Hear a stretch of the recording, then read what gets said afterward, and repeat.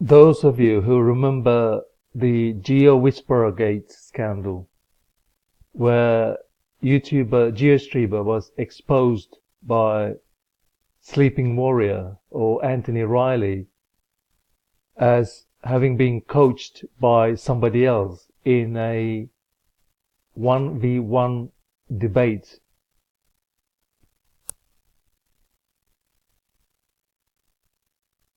Anthony Riley clearly exposed GeoStreamer in the Nathan Ockley 1980 channel as a fraud, somebody who was coached by other people whilst having a debate.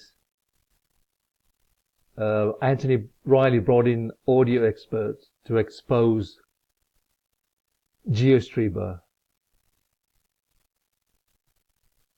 Similarly, I was watching the Non Sequitur Show with Nathan Thompson debating Craig, Fight the Flat Earth. And I've noticed something very strange. Nathan and Craig has a back and forth, and from the 40th minute mark, Craig is looking at his monitor and starts reading off it. So it's obvious to me that somebody is feeding him answers.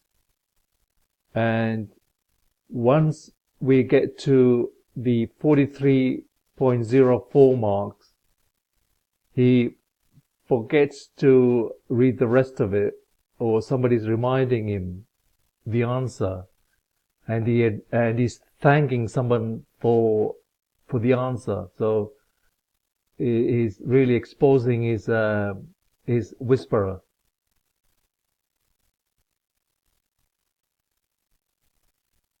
I am playing the following clip from the Non Sequitur Show under the Fair Use Act.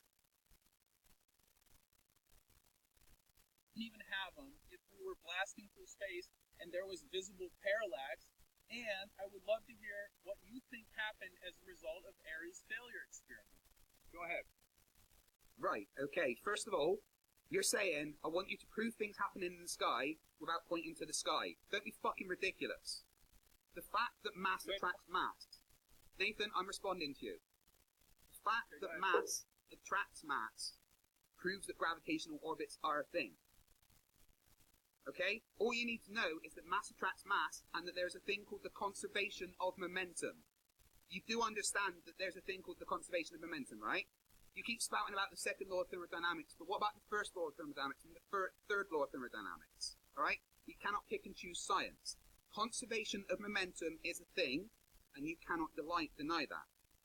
Right? Star trails, yes, when you're in the northern hemisphere, they all appear to rotate around Polaris. What about when you're in the southern hemisphere and you get them going around Sigma Octantis? You know, that's not possible to have two separate things on a flat Earth. So, in response to your nonsense about I cannot look at the sky to try and explain gravitational orbits, yes, I most certainly can. I bought my daughter a telescope for Christmas, and we've been tracking a bunch of stuff in the sky. We can see what is happening that is predictable based on our calculations of knowing that mass attracts mass. Mass attracts mass, and that is a fundamental fact of nature. I want to make it clear to you that gravity is not a theory, okay? It is not a theory. There is the theory of gravitational attraction, but gravity is a mathematical law. It is a fact. It is a thing that exists.